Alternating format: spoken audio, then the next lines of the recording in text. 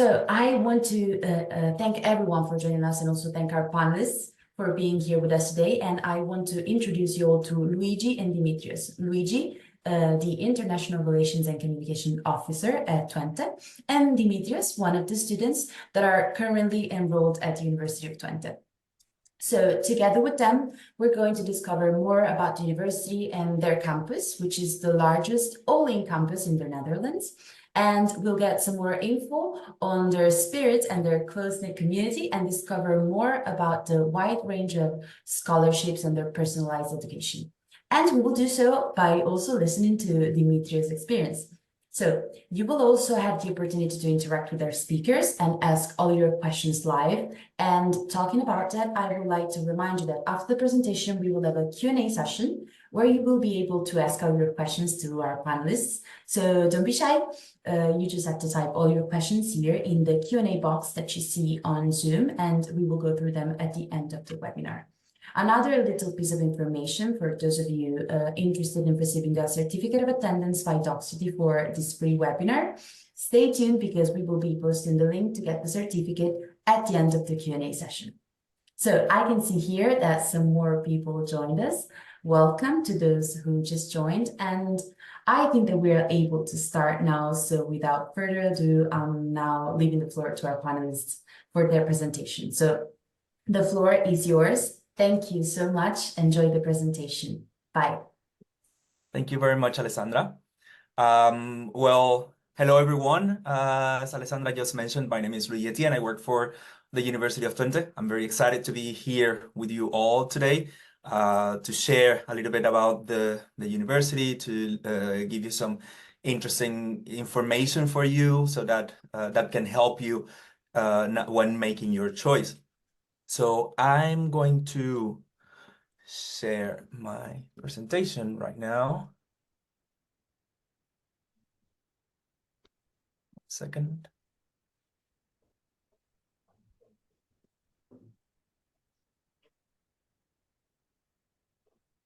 Yes, perfect. So as you all know, the title of today's presentation is Researchability. How can you change the world with the University of Twente? And the reason for this title is because today you're going to discover the university. You're going to hear a little bit more, in case you already know the university, you're going to hear a little bit more about it. And you will also discover how can you change the world? How can you do the things that you want to do by studying at the University of Twente? Now, what are we going to see today? Today, we're going to talk a little bit about the university. We are going to talk about our educational programs. We have both bachelor's and master's programs. We're going to look into our application and admissions. We're going to see a little bit about what happens after your admission and how can you get in touch with us. And of course, afterwards, we are going to talk a little bit about our, we're going to have our student who's going to talk a little bit more about the student experience as well. Now, let's dive into the university. Good. Now, the University of Twente is located in Enschede. Enschede is a city in the eastern part of the Netherlands, in the border with Germany. Now, there are several reasons that I could highlight about why choosing the Netherlands as a study destination. I chose a few of those. One of those, for example, is that the Netherlands is considered the gateway to Europe. And what does that mean? Or how is it relevant for you that you're looking for a study program? Well, it's easy. Like after your studies, if you are interested in staying in the country and looking for a job, then it's very good to know that because it is considered the gateway to Europe and because of the very good connections that there are through air, sea, and land, a lot of international or multinational companies have established their headquarters in the Netherlands. And those companies are, of course, looking for manpower in the country, and they, of course, come to the universities to look for manpower. So, for example, companies such as Philips, ASML, and a lot others are established in the Netherlands, and they are always looking for our students of the universities in the country. Now, one important thing to mention is also the international environment. So when choosing a study abroad destination, it's very important to know that it's not only about what's going to happen on campus. It's not only about what's going to happen during your studies. It's also about what happens in the surroundings. So it's very good to know that the Netherlands has a very international environment. So you will be not only studying, but in general, in society, you will be interacting with people from a lot of different countries. And not only that, but because the society is very warm and open-minded, you will also encounter that it is fairly easy to move around, even if you haven't learned the language yet, even if you can only speak English at the moment. The Netherlands is the #1 non-English speaking country with the best level of English. So everyone is always willing to support, everybody is always willing to switch to English to support you. And that's very important for you to know as a student that is going to study abroad. Next to that, also the high quality of education. This one is very interesting because the Netherlands has the same level of education as countries like the UK or the US, but tuition fees are way lower than in those countries. And the Netherlands as a country focuses a lot in making sure that they're to make sure to keep that high quality of education.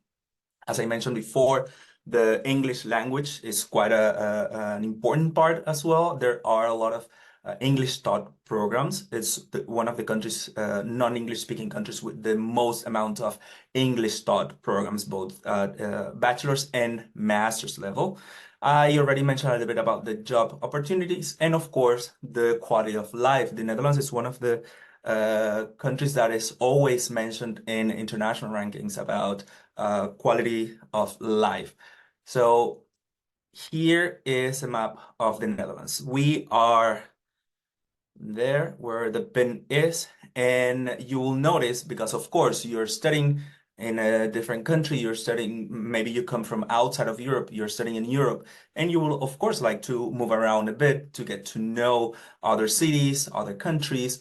And here it's a timetable that more or less explain a little bit about of how much it takes to go from Enschede to different places that you might be interested in visiting. Now, that to talk to you a little bit about the country, but then what about the campus? What about the university? As Alessandra mentioned in the beginning, we are the largest all-in campus in the Netherlands.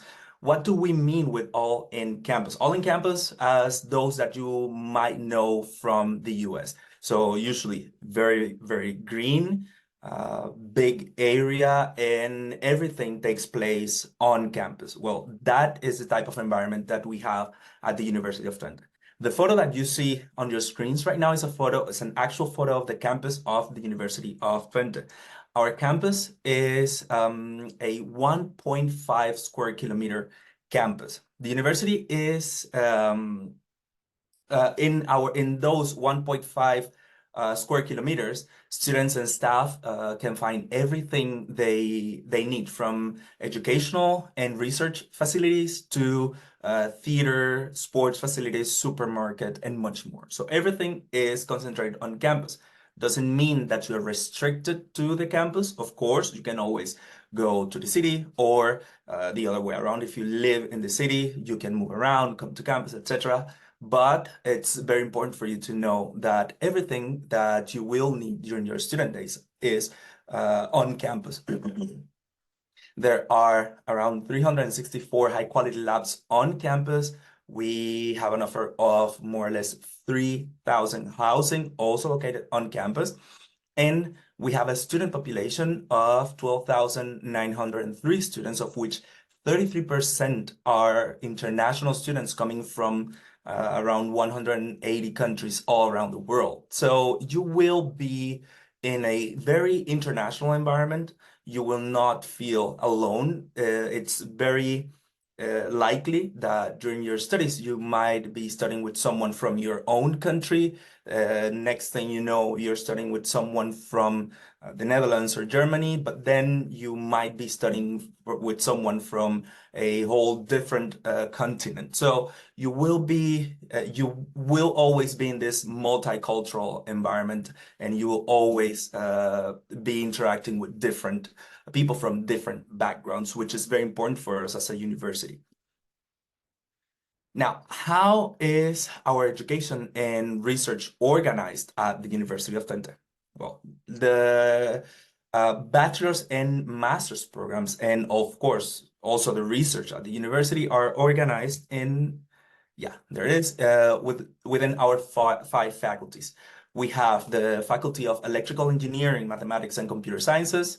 We have the Faculty of Engineering Technology, Science and Technology, Behavioral Management and Social Sciences, and the Faculty of Geoinformation Science and Earth Observation.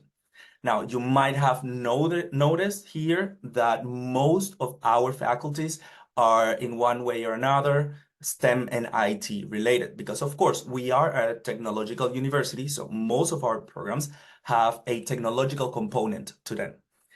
But we also have a faculty of behavioral management and social sciences, in which we do have programs such as psychology or international business administration. So there is, of course, some programs that are not purely STEM and IT related, but because we are a technological university, all of our programs have a certain technological component to them. Now, talking about our programs, let's start with our bachelor's programs. 1 second, let me move this. Yes. So let's start with our bachelor's programs. We have, 1 second, something's not working. Yeah, there it is. So we currently have an offer of 16 bachelor's, English taught bachelor's programs. And one important thing to know is that the University of Twente has developed its own educational model. And this educational model is called the Twente Educational Model, which is focused on educating students who can grow and develop societal changes. This educational model, through this educational model, the students are able to create new knowledge based on their own specializations and in engineering, science, or management, and are aware of the impact that this has on society. Now, what does all of that mean? This all means that the educational model that the university has developed is focused on students working in multidisciplinary projects, for example, or also an educational model that actually divides your educational path in not only in the theoretical part, but also in project-based education, because we're very much focused on making sure that our students after graduation can actually work in multidisciplinary working groups and are prepared for the future. We are very much focused on trying to make sure that our students are prepared for the changes that the changes that society and the labor market in general faces daily. So this is basically what the educational model of the University of Twente focuses on, and this is what this is an explanation of what it is. All of our bachelor's programs at the university work with the Twente educational model. This foundation will enable our graduates to make an impact by designing sustainable solutions and working on groundbreaking research. As a technological university, of course, we're very much focused on research, but at the same time, we're very much focused on making sure that our research has a positive impact on society. So keeping that in mind, the educational model has been designed to make sure that our students can have can do research, but research that designs sustainable solutions for society. Yes. Okay, so talking about bachelor's, how is your bachelor's program structured? Bachelor's programs at research universities in the Netherlands. In the Netherlands, there are two types of universities. One is applied sciences universities, and the other one is research universities. We are a research university. Bachelor's programs in research universities in the Netherlands are 3 years programs, all of them. So keeping that in mind, we work with a thematic module structure where each module is worth 15 credits. And each one of them focuses on a particular project. This is what I mentioned before about our education being divided between the theory and also project work. The program consists of 12 modules, and they are categorized as follows. So as you can see to your right, there is this structure. Modules 1 through 6 are the basis. They form the basis of your program, being 1 and 2, the selective or referring programs, modules, sorry. So what does that mean? That through these two programs, students can tell whether they are in the right place, in the right program for them. Then next to that, then we continue with modules 7 and 8, which are very relevant. Those are usually elective components within your discipline, of course. Then you have modules 9 and 10, that these two are free choice electives. During modules 9 and 10, you can choose whether you want to follow a minors, you want to do exchange, if you want to do an internship, or if you want to do a pre-master's in order to prepare you for your master's program. And after that, you have modules 11 and 12, which cover for the graduation phase. You will, of course, as a research university, you will have to work on a thesis in order to graduate. Now, this is the structure of our bachelor's programs. One important thing to mention here is you will notice that in the first year, it says binding recommendation modules. The binding recommendation modules means that there is a certain amount of credits that you need to obtain in this year in order to be able to continue with the bachelor's program that you have chosen. Usually, as I mentioned in the beginning, each module is 15 credits. You will need to obtain at least 75 credits in order to 75% of those credits, sorry, in order to be allowed to continue with this program. So after the first year, you will be evaluated. There's a committee dedicated to this. They will evaluate your performance, and they will let you know. They will advise you on whether you can continue or not with this program. And this advice is binding. That's why that's the name of it. And you also need to know that this is a national assessment. So this also applies to other Dutch universities. Sounds very dramatic, but in reality, most of our students actually pass their binding modules. One important thing to mention here is it is very important to focus on that first year to make sure that you pass your binding recommendation. Now, our master's programs. One second. Yes, there it is. So our master's programs. This is a list of our English taught master's programs. You might notice here that there is a division here between alpha, gamma, and beta programs. What does that mean? Alpha, gamma programs are basically those programs that are not engineering or STEM and IT related programs. And those that are STEM and IT related programs or engineering related programs are those that we call our beta programs.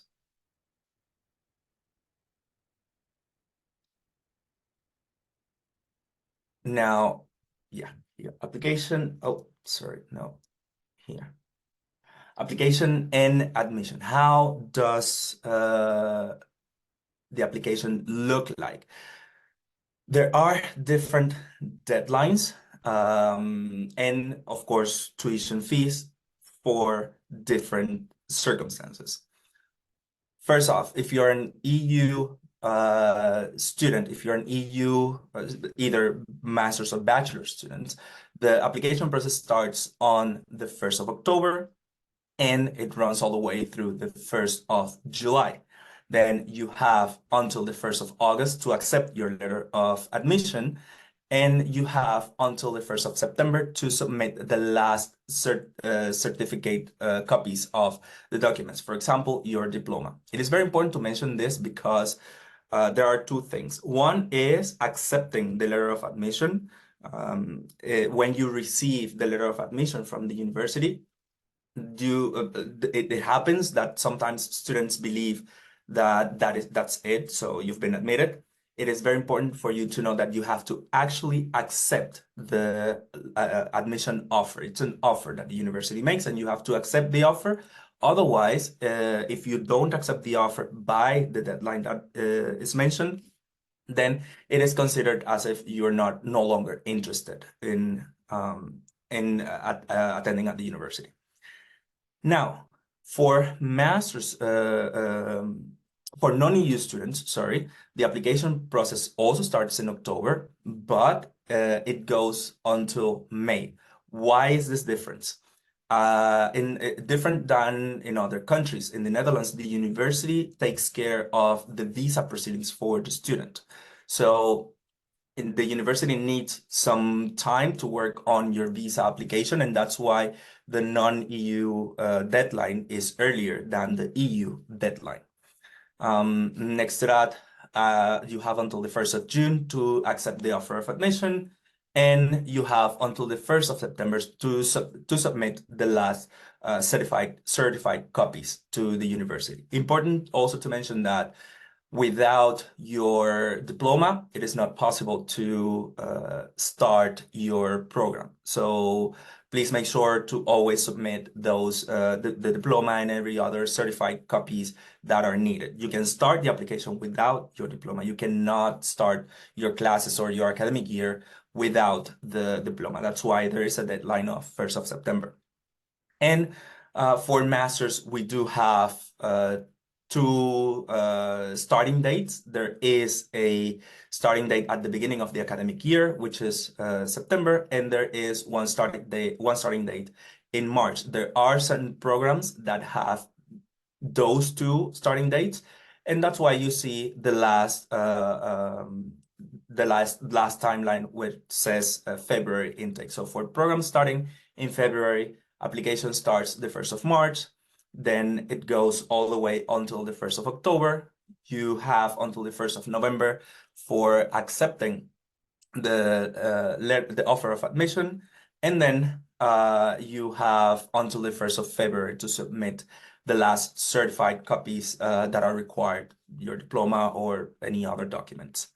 Next to that, on your right screen, you see some amounts. These are the tuition fees. Tuition fees vary depending on certain things. So if you're an EU student, there is a certain tuition fee for you.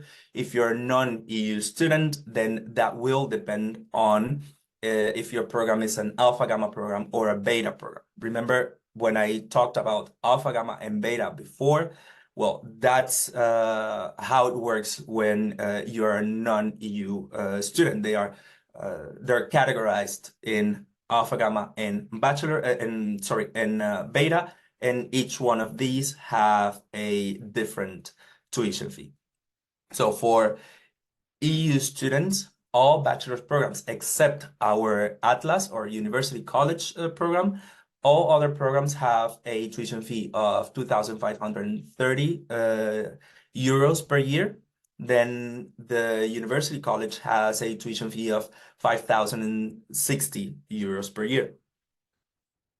Then if you're a non-EU student, then Alpha Gamma Bachelor programs, so those that are not engineering or STEM and IT related, have a cost of 9,625 euros. And the beta programs have a cost of 12,875 euros. Now, if you are, one second, for master's programs, sorry. Now, for master's programs, for EU students, all master's programs have a cost of 2,530 euros. And for non-EU, it's divided again in alpha, gamma, and beta. Alpha, gamma programs, 14,250, and beta, 17,000 euros. Now, in terms of admission requirements also vary greatly depending on the country, depending on the type of diploma, depending on the program you're interested in. So I'm not gonna dive into admission requirements. Of course, there are general admission requirements like CGPA. Usually there are some variations there per country, but generally speaking, your CGPA should be between 70 and 75% or higher. And there's also requirements in terms of level of English. Because our programs are English taught programs, it is important for the student to provide proof of your level of English. And we do accept 3 exams to prove your level of English. One is the TOEFL, the other one is the IELTS, and the last one is the Cambridge exam. Several times I have gotten the question whether we accept Duolingo. We do not. Unfortunately, we only offer these 3 options. So please make sure to check this information and take your exams on time in order to provide the proof of English that is required.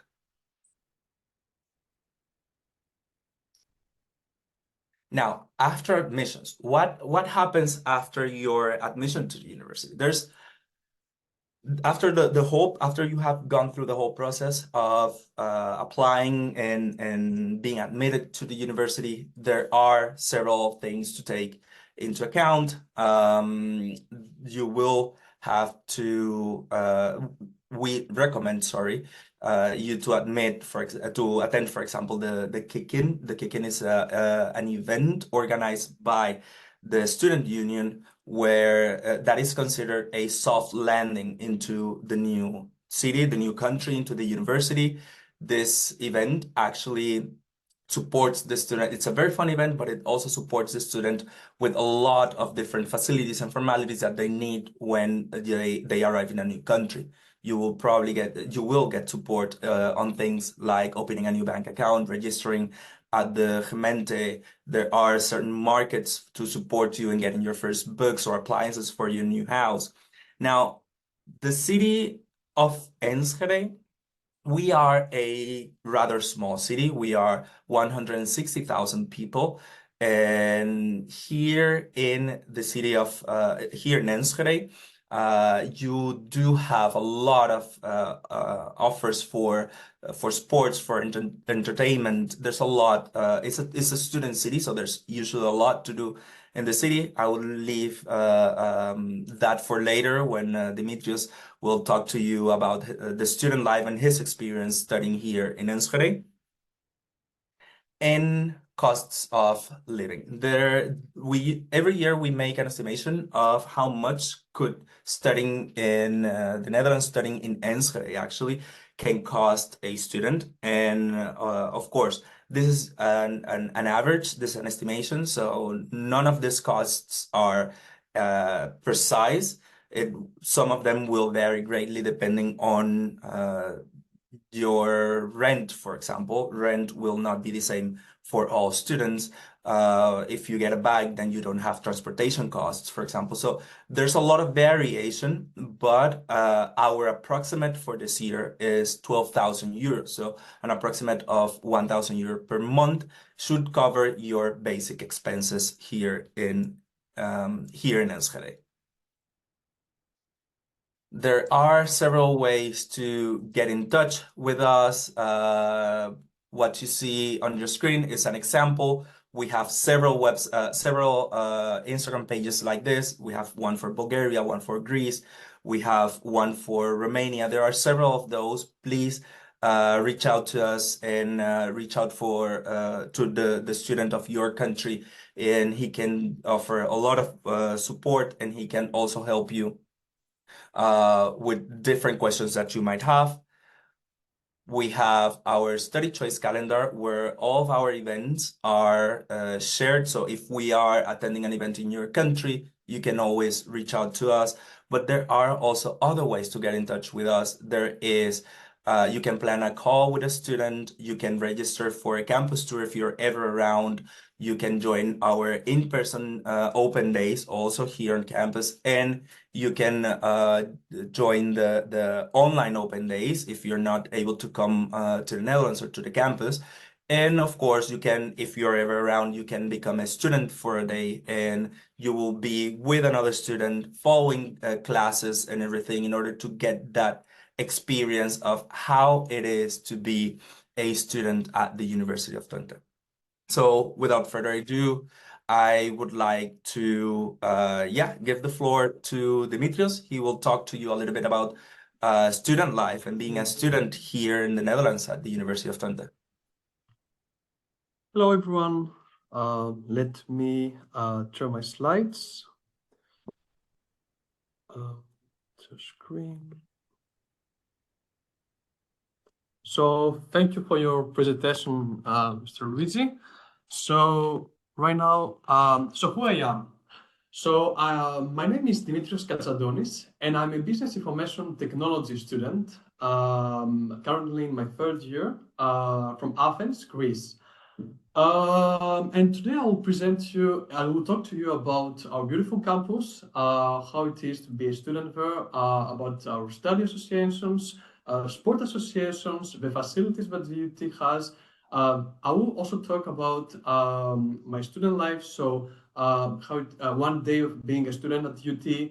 I will talk to you about the city center, what you can do, and also a bit about prices. So let's start.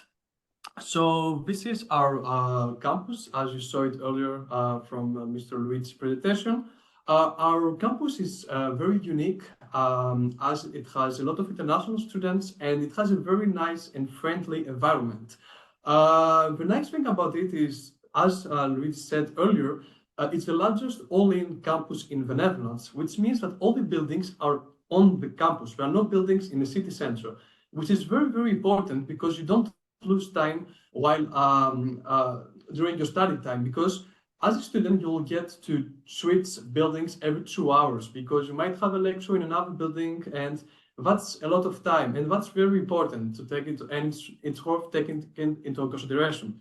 Our campus has also a supermarket, a small one with the brand Coop, where you can buy sandwiches and many other things, and we also have 2 canteens. We also have a subway, which is very important because if you didn't prepare your own lunch and you didn't have time, you can find all these stores there, which is very important. Let's continue. The University of Twente has 100 plus study associations, including Electric, Superbike, Solar Boat Twente, Drone Team, Green Team, and many other associations. I'll talk to you a little bit about Drone Team, where I'm currently in. Drone Team is basically so these associations basically are very important because you get to work and get experience. In Drone Team, where I am right now, we're building our own drone, and it's very nice because you get experience and you might use it for your CV to get a future job, which is very, very practical and very important. And the best part is that you don't have to pay anything to join it, and it's a lot of fun. Furthermore, we have a lot of sport associations, so you basically can do everything. We also have 2 swimming pools, basketball courts. In my case, I'm doing boxing, but we have a lot of things. We have also fitness inside the university, so you can find everything. The only issue is time. Unfortunately, during my study, I didn't have a lot of time, so I didn't have the opportunity to do all these sports, but they offer a lot of things, even karting. So it's very, very nice, and you will definitely have many things to do. You'll never get bored, that's for sure. let's continue. I will talk a little bit about the facilities. So we have the university has many different types of facilities. So there is a facility, a green facility called ICT building. It's a new building. It's green. It has nature inside, and there is a lot of windows. The sunlight is penetrating, which is very important because it's a different. You can study very nicely. It's very nice. It's a very unique experience. And I think it's one of the most unique buildings in the Netherlands. Furthermore, we have other buildings such as the library, which I'm currently talking to you right now. It's very, very quiet. You can study with no noise at all. We also have many rooms here. I'm talking to you from a room, from a library, where you can work with other people without making noises. Let's continue. I will talk to you about the student life. One day being a student at UT. So I would usually wake up at around, let's say, 8 a.m. To get ready, maybe prepare some lunch to bring to the university. At 8:30, I should start because I live in Enschede at the city center. I need to cycle around 20 minutes to go to campus. So at 8:30, I would leave. I would be on campus at around 8:40 and basically start my lecture, which usually starts at 9 a.m. until 12:45 p.m. It's not always, it's not stable. Sometimes the lectures are changing, but usually it's this time. So after that, at 12:45, there's usually a break of 1 hour where students can have lunch, relax a bit and have some time with other students. But usually usually students eat at this time. The university has 2 canteens, as mentioned earlier, and also a supermarket, so you have a lot of options to not waste time as well, because time is important this university, especially the first year. After the break, I would usually go to practicals. Since our university is a technical university, we have a lot of practicals. So basically, what is a practical? Practical session is basically when you work with other group mates and you basically all work together for a single assignment. And that's very nice because you get experience, and this is what you need in order to find a job later on. And usually practicals are until 4:30 p.m. The afternoon. So usually when I finish my practical, I would go to the library, study another 3-4 hours for my exam, to prepare for my exam basically. At around 9 p.m. I would stop and I would just go to the sport, do some fitness, or maybe join my association and do a bit of boxing. After that, I would just go home and sleep. And that's gonna be the first 4 days of the week. It's worth noting that Thursday night in the Netherlands is students usually have parties, and it's very nice because there are many parties here on campus, but as well as in the city center. So every Thursday night, Friday night, and Saturday night, there are many events happening in Enschede.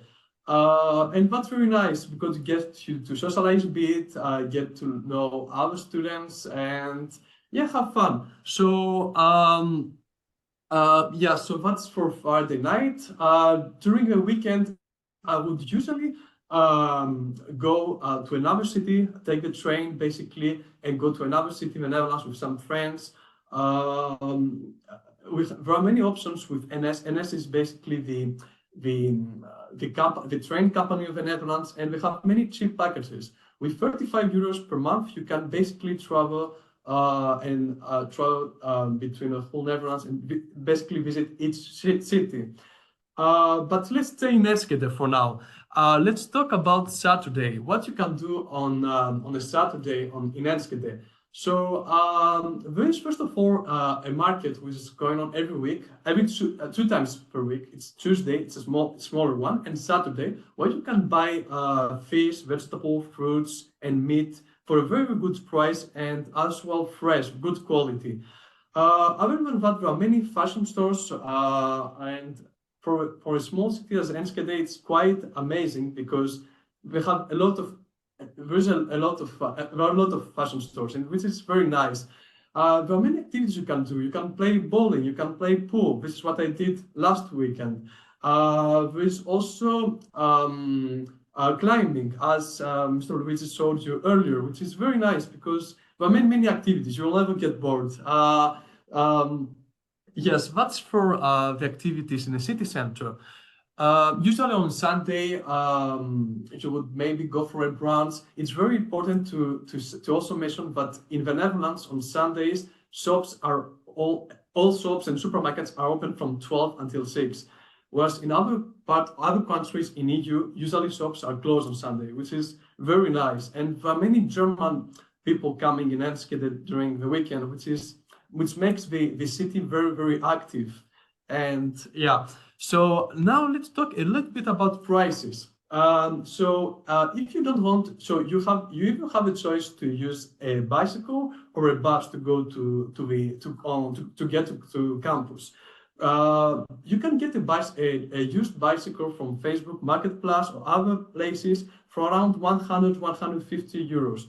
But if you don't want to pay this amount, you can also visit some companies where they rent bicycles for like 20-25 euros per month. But you also have the option to use a bus, which costs around 2.5 euros from the city center until campus, and it only takes 10 to 15 minutes if you don't want to get wet during the raining season. About supermarkets, prices are the same as the other European countries. I would say like yogurt maybe is 2 euros. I cannot talk too much about supermarket because there's so many things. And the last thing I forgot to mention is about rooms.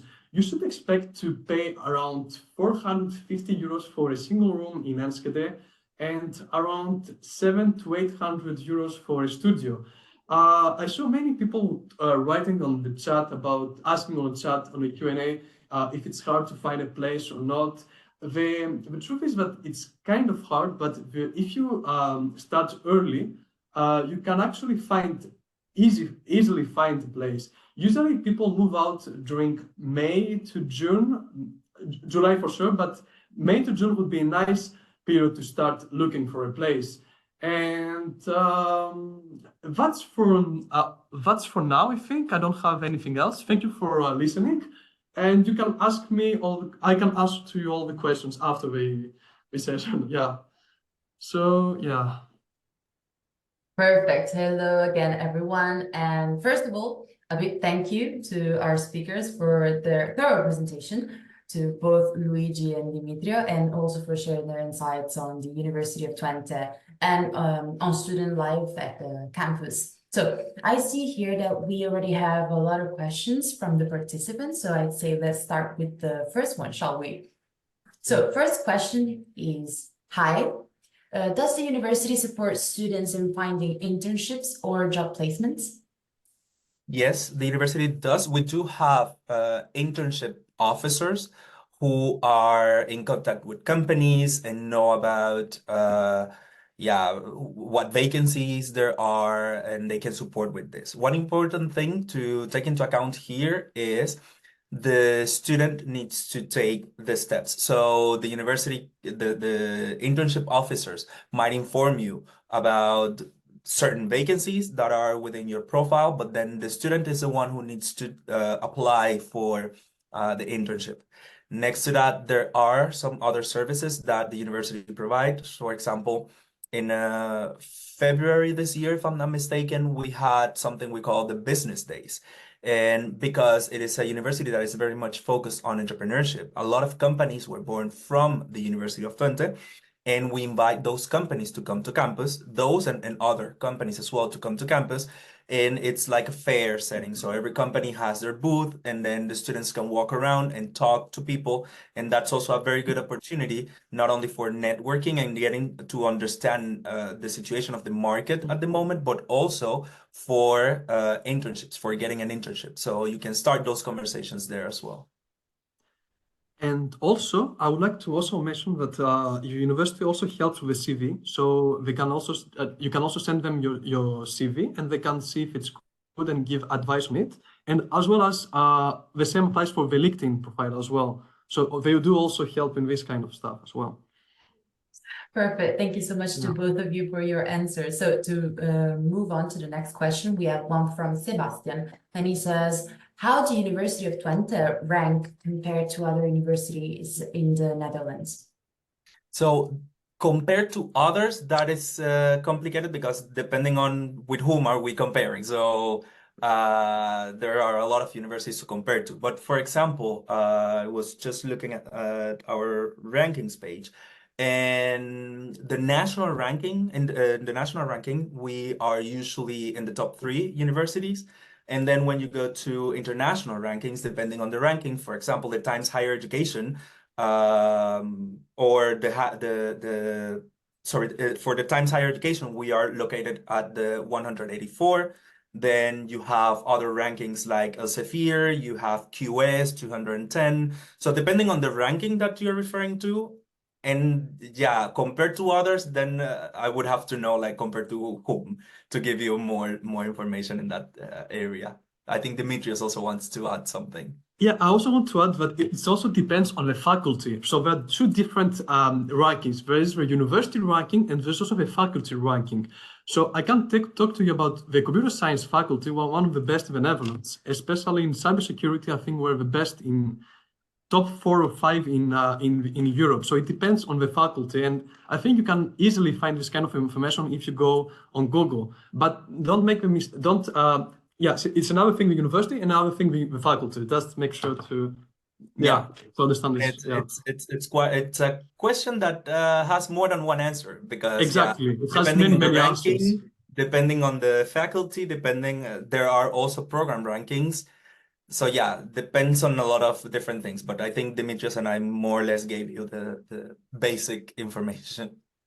Absolutely, you did. Thank you so much to both of you. So we have a couple of questions regarding the accommodation. So one question is, how do I apply for accommodation on campus? And are there specific requirements to apply for housing? And do you offer scholarship to help cover those costs? And then if I may add the other question to this one, there's also one person that says, hi, I heard the Netherlands have a huge crisis of housing for international students. Do you have accommodations on campus, and can you assist international students to find affordable accommodations?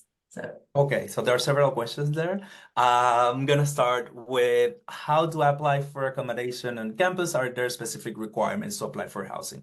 So there are for this specific question, I'm gonna start with the difference between EU and non-EU. So as a non-EU student, because you need to have an address for your visa proceedings, then the university offers you 1 year of housing. So it's a guaranteed housing offer. And offer meaning that you can accept or not. I always recommend students to actually take the offer because it's 1 year that you're already living here, and you get to know the city, you get to know different places, you make friends, and people can recommend places where you could find other housing. So that for non-EU students. For EU students, then the student has to look for their own housing. Applying for accommodation on campus as an EU student is fairly easy because there are several websites for this. But I would say, and this relates to the other question about the housing crisis, it is important to mention here that Enschede is one of the student cities, or one of the cities in the Netherlands where it's easier to find house for a student. That doesn't mean that it's easy. So there's a difference there. We always recommend, and I noticed that Dimitrios mentioned it in his presentation, we always recommend for students to start looking for housing in May, because then they have more chances and also they get used to the platforms and searching, etc. For us, we can already say, and we're happy about that our students always find house. We in Enschede don't have a housing crisis like in cities like Amsterdam, for example. So we always tell students it is easier to find housing in Enschede. It doesn't mean that it's easy. So start your search early. Go to our housing website, and there you will see our recommendations about platforms, websites, etc., where you can look for housing, and you will definitely find something. I would also like for Demetrius to say, to talk about his experience as an EU student looking for housing in Enschede. Okay, hi Ian. So first of all, finding a house is not that hard if you look early, as Luigi said. It would be easier if you find a room, which is basically you share a whole place with other people, but each person has its own room. Otherwise, you can also check the link I sent to you on which is RoomSpot. It's the official website of the University of Twente, where you can find studios on campus. But this one is it's a bit hard to get one, basically, because there are a lot of students, and for each application, each room, there are like around 200 applications for each room, and you need to be fast, and it's quite challenging, I would say. But finding a room is not that hard. What I would suggest is consult some I don't remember the name of them, but there are specific companies where they look they have many rooms, so you can consult them, ask them about it, and you can meet them on person. They can show you the rooms, and that is how it's working basically. And after the first year, you can find a better place basically. So maybe that's what happened in my case. The first year I stayed in a room. The second year I find a better place, and this is how students do actually. So yeah.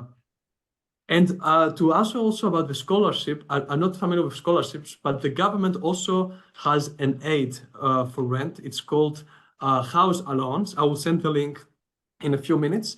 But you have to be at least 23 years of age, to get to be eligible for it. And usually it's around, they cover 40 or 30% of the cost of a house, basically, which is quite nice. But yeah, it has its own factors, basically. Yeah, so there is, as Demetrius said, governmental aid. There aren't scholarships to cover for housing. So that's to also answer that. And I think to summarize it, for non-EU students, you don't need, if the person asking is a non-EU student, then don't worry about it, because as when you're admitted, you will get a housing offer from the university. I would recommend taking that offer for the first year, and then you can look for housing for the next years. And if you are an EU student, Dimitrios already shared his experience that it's not that difficult to find housing, but you definitely need to start looking for it early, and you need to start in also like be flexible on your requirements, and also search on different platforms. On our website, there's a list of platforms where you can look for housing. Try to search, try to not focus on one, try to search on several. Perfect. Thank you so much to both of you for your answers. And also, again, I want to remind everyone that you can find the links in the chat here that Dimitrios has sent.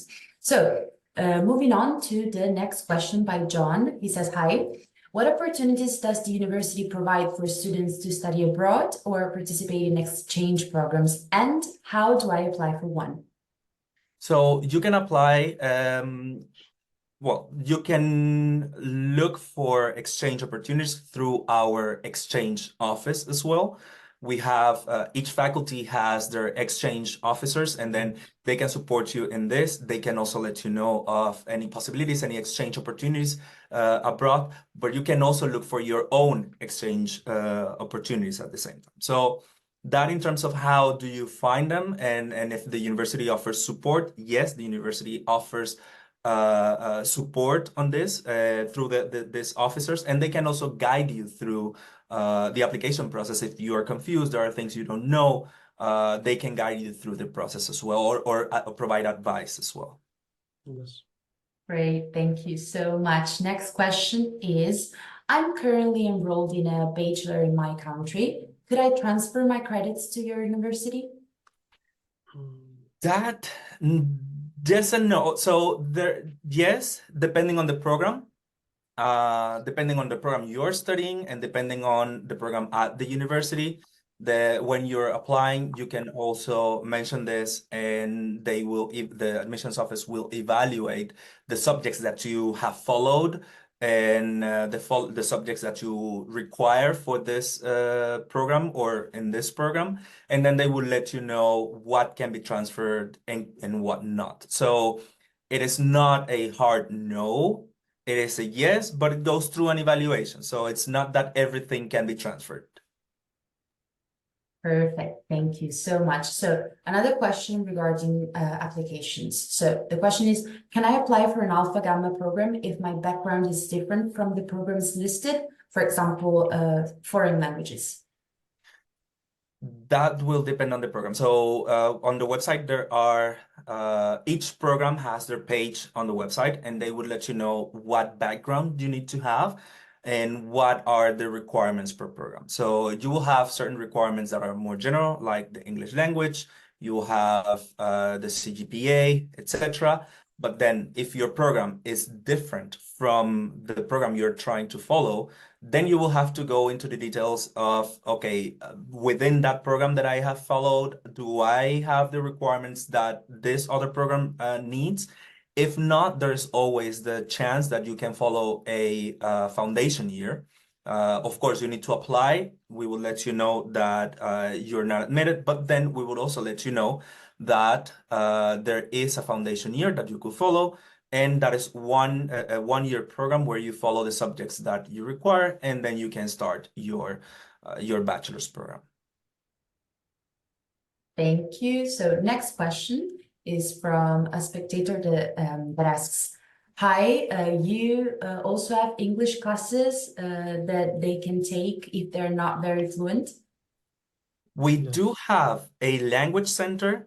Now, my question back to that person is, do you mean following English classes before starting your studies to prepare for the studies, or do you mean following English classes while you are studying? Because what we do not offer is preparation courses. So we do not offer an English course before your studies to prepare you to start your studies. But we do have a language center. So if you have the minimum English requirements to start your studies, and of course the other requirements as well, and you start your studies and you want to better your English, then we do offer English courses for that. Great, thank you so much. Oh, yes. Just to add up, sorry, for the English courses, I also send the link to on the chat. You actually also non-UT students non-students can also do them, but there's a different fee. So the fee is way higher, but they do also offer English courses for also non-students, non-UT students, basically. Yeah, they're not structural courses, so not structural like to prepare you for, but as Dimitrios said, yes, as a non-student, you can always follow a course. Okay, yes. Great. Thank you so much. So another question from a spectator that says, hello, Luigi, thank you for your presentation. What are the admission requirements for UK citizens? Do we need a visa request considering Brexit? You will be considered a non-EU student. Yeah, unfortunately, after Brexit, the UK is considered non-EU. So in terms of requirements, well, of course, depends on the program you're interested in, and you'll find that on the website. But of course, yeah, in terms of country requirements, you will be considered a non-EU student. Okay, thank you so much. Next question is, hi, I'm curious about this university, didn't know it before. I was wondering if the master programs are really time demanding or if it's possible to work while studying. I can answer this one, but I would give the floor to Dimitrios because as a student, I think he can give way better insight into this. Although I'm a bachelor student, my brother is also a master student, so I also have his perspective. Master student a master student has more time than a bachelor student because they don't have the pressure of a BSA, as Mr. Luigi said. So there's no pressure for them to obtain some certain ECs if they are from EU. Otherwise, it's kind of there are some circumstances, but they do have a lot of time. So, and especially during the weekends, they definitely find a job in Enschede, part-time, of course. But jobs could be from teaching assistants in university, as well as retailers in fashion stores in the city center. But there are many job opportunities, and if there is a good time management, you can definitely do it. But I wouldn't suggest more than 16 hours per week. Yeah. One Okay. important thing to mention when talking about jobs, please consider whether you are an EU or a non-EU student, because as a non-EU student, you need your student visa does not include a work permit. So if you want to apply for a job, then you need a work visa. That is not same as the student visa. That is the work visa is not you do not apply for it yourself. It's your employer. So for example, if you find a job at the university, then the university does the work visa proceedings for you, and then you can start working. So also keep in mind whether you are EU or non-EU when talking about working.